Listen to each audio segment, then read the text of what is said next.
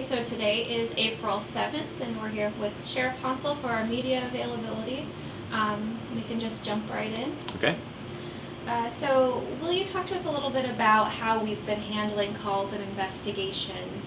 Are we limiting face-to-face interactions? Are we doing any plans similar to other local police departments?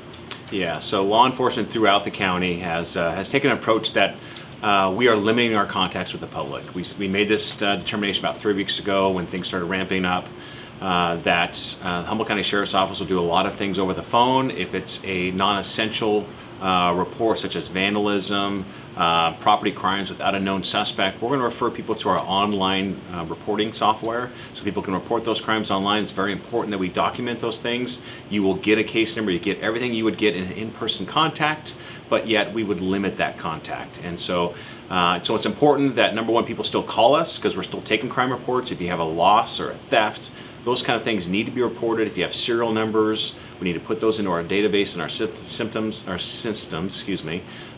but we want to make sure that those interactions continue to happen throughout this process.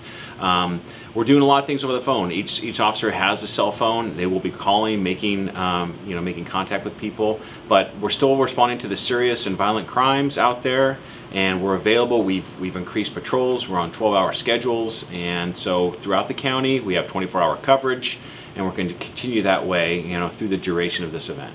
Great. Is the county seeing more crime during the shelter-in-place, and can you specifically speak on business alarms, business break-ins, property crimes, squatting? Yeah. Right now, the Humboldt County Sheriff's Office has not seen a huge increase in crime. Actually, we've seen a decrease in calls for service and crimes reported to us. So we're happy about that. Even the criminals are sheltering in place right now, it seems. So very, very happy that that's occurring. We want to continue that way. And so we're not seeing any kind of significant increase in calls or reported crimes. So we do have a lot of proactive law enforcement officers that are out patrolling during this time, looking at commercial businesses because we know that there's places that are closed and there's some vulnerable buildings out there. So we have increased our patrols. We're being as visible as possible, and we're responsive.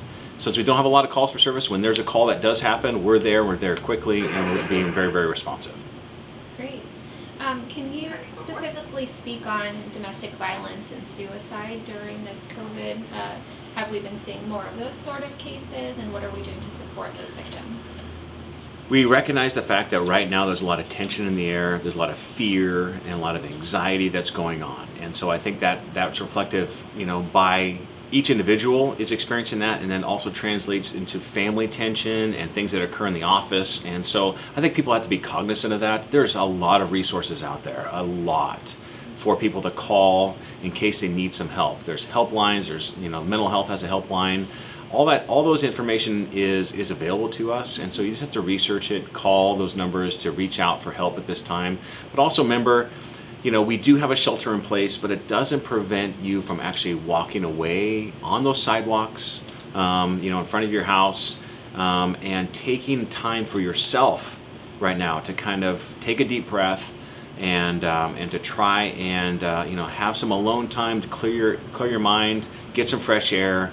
Hopefully the weather will be turning, so we'll have some sunshine and people can get out while they're still social isolating and social distancing, but at least get some fresh air. And so that in and of itself is good for the mental health and the soul.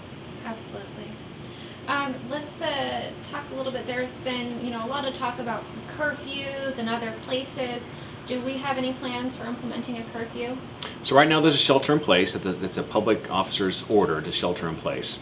When I declared an emergency this last week, it gives me an opportunity to also instill a curfew. So I have not done that. I have not instilled a curfew. I have not ordered a curfew, amongst the whole county. And so as long as people adhere to the sheltering in place, as long as it doesn't cause the need to do that, I'm not going to do that. But there may come a time in the future where we may have our hospitals that are overrun, essentially, and people aren't adhering to the shelter-in-place order, and that at that point in time I may instill a curfew amongst the county residents to make sure that they are actually in their residence, from a specific amount of time or a directed amount of time. Sure. And let's talk a little bit about the jail. how many inmates has the jail released due to COVID-19, and what's the process for booking new inmates? Right now, our jail population is reduced by over 100, and that's from several different factors. One is we want to limit the amount of people that are in the jail, people that were subject to release. We allowed them to go out and be released. Some were on probation violations. Those people were serving their probation terms outside of the jail facility. Some people were turned down on our sheriff's work alternative program. So there's a lot of different areas where people are going to be released. Right now, the Judicial Council actually ruled yesterday that they are going to reduce the bail for a lot of serious and nonviolent offenses to 0. And so we could see more reduction in our jail population because the Judicial Council lowered their bail. So we're working with our courts right now, working with our DA, working with our correctional facility, trying to determine who else would be released based upon that state ruling. So there's a lot of factors that are going on right now to reduce the jail population, so some local, concerns or some local measures taken, and also some state measures have been taken.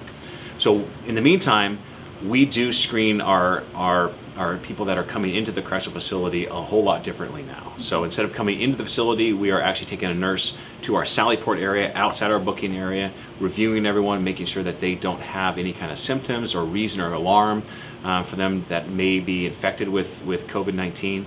And so if they do fit our screening criteria about entering the facility at that point in time, then they're processed, they're booked. Some people are just in there for temporary reasons, like drunk in public, under the influence of drugs. They're sobering up and they're going right back out. If they're serious or violent, then what we do is we house them in a quarantined area of the facility for 14 days. After their 14 days, then they're put into general population. Great, thank you. And then finally, I know we can't speak specifically on the number of homeless persons that are confirmed to have COVID-19 because that's not really your area of things, but can you speak of what we're doing in general as a response to help the homeless? So the county, does take it serious about the homeless population. Having, they're underserved, and is part of our priorities and goals to service the homeless population that are 65 and older and that are vulnerable right now. That's our priority, to make sure that they have opportunity to get to housing, but also the ones that are homeless, that have tested positive, or that need to be in isolation because of their close association of someone tested positive. They have symptoms, or they're part of that vulnerable population. We are housing them. So there's a hotel here in Eureka that we have actually secured rooms. There's rooms throughout the county that they are securing right now to house those people, so to make sure they stay out of the general public, that they're isolated, and that and they have all their needs met for that time, so they don't go out and infect others. Okay. And is there anything else that you'd like the public or the media to know today? Just want to reassure everyone, that number one, that I appreciate everyone's overall spirit in cooperating with the shelter-in-place order. I know this affects so many people. There's so many businesses that are affected. There's so many people that have to isolate. There's children that are missing out on a whole lot of interactions in school and a lot of fun activities that have to be postponed at this time. But again, this is such a short, narrow time in our lives right now that if we do this right now, then we're going to have something in May to go to. And so I really, really appreciate everyone's respect for this order, and we'll get through all this together. Thank you. All right, thank you.